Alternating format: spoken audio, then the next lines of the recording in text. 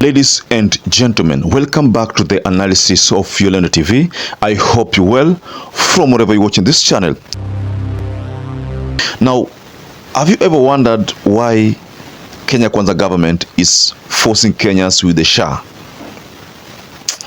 Someone at one particular time said that the mere fact that the government is pushing all Kenyans to onboard SHA, to shift from NHIF to SHA, is because there is some ill motive.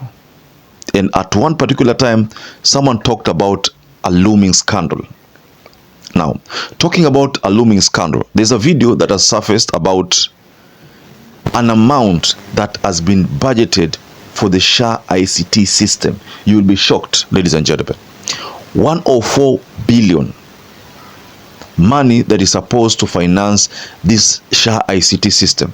Now, this is confirmed in the video that I'm about to share, ladies and gentlemen. 104 billion shillings. Which system costs 104 billion shillings? In that video, there is talk that the government is planning to launch SHA. I think it's going to happen on the 1st of October. That is based on the story that I've stumbled upon. Now, there's already a complaint that the SHA premiums have been increased from the old NHIF premiums. So it's not going to be as friendly, as easier, as earlier perceived. So it's going to be a bit expensive. Now, before we get further on this analysis, please like this video. That is the only way you support the work of our channel. Subscribe to our channel if you have not subscribed before. And to existing subscribers, thank you so much for your support. 104 billion is the money allocated for SHA ICT system. How is that? Stops with the Ministry of Health. Not the president. The president, of course, is the CEO of this country. But you're not mentioning.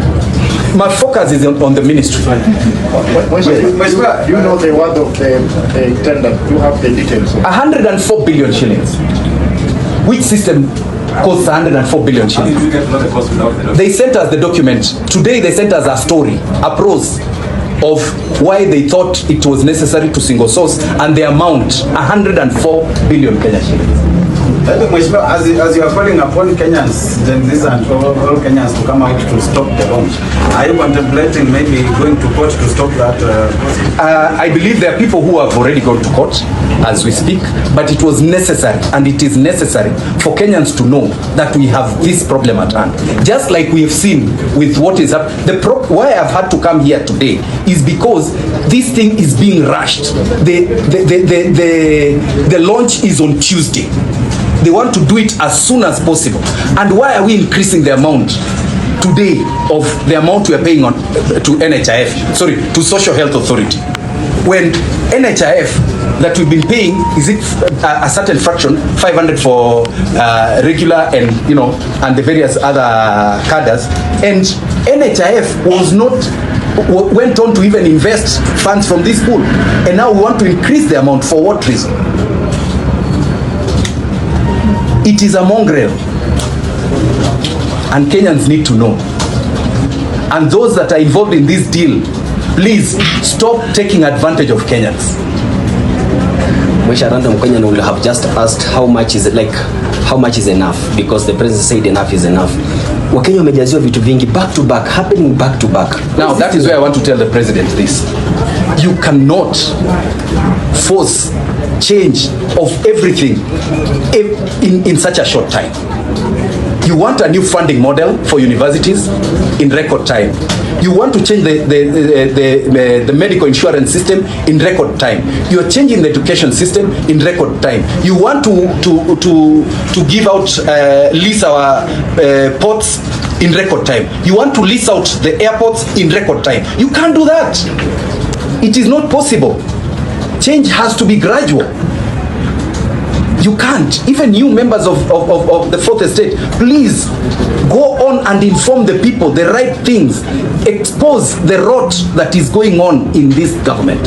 It is so unfortunate. If we don't speak, some are even telling us that they'll deal with us. God will also deal with you. Amen.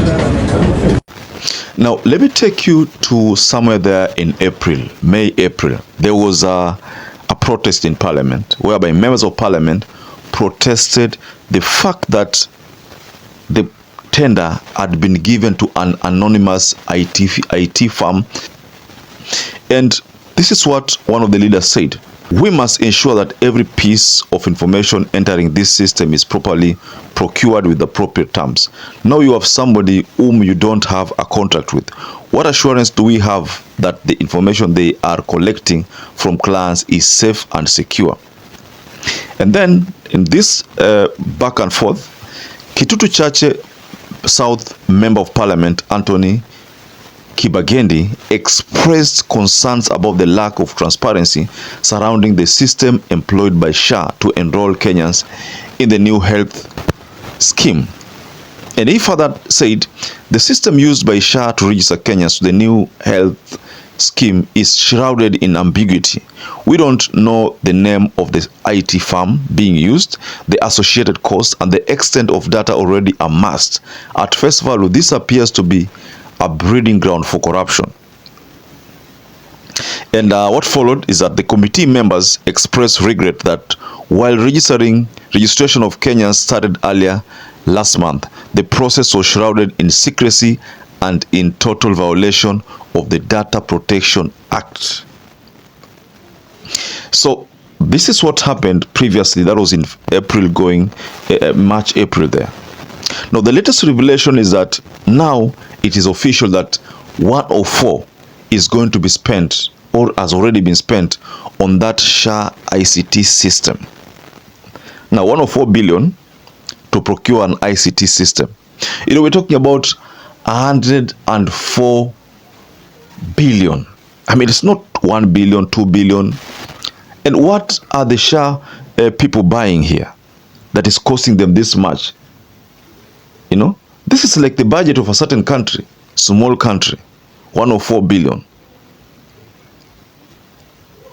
Personally, I think this is a breeding ground for corruption.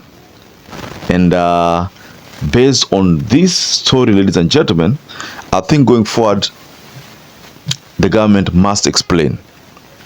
Of course, we have had talks about Adani again in this. Adani JKI, Adani Energy, Adani Health.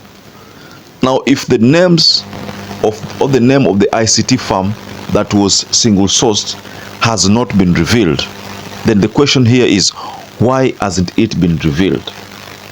Why is it a secret?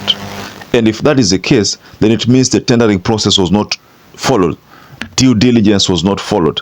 That can explain why this tender also is shrouded in a lot of controversy, a lot of secrecy. As to why it's being concealed, nobody still knows. That's why you find that this leader described the whole process, the whole deal as a corruption in the making. This is one of the biggest corruption scandal in the NHIF, or rather SHA department. The question here is this, ladies and gentlemen. If SHA is going to cost that much, and in Kenya it said there is no money, then what is the rush to have it, you know, replaced? Why can't Kenyans just utilize the same ICT system that is existing? The database be cleaned, people onboarded, and this is going to cost very little. Even if it costs 50 million, no problem. There's some few upgrade on it. Even if it costs, let's say it costs 1 billion, but some little upgrade on it. But 104 billion for an ICT system, that is what Kenyans are not buying, ladies and gentlemen. And I think this has been explained in that video that I shared. Ladies and gentlemen, just go below in your comment section. You can offer a reaction on this latest development. This appears to be another scandal based on the video that I shared, ladies and gentlemen.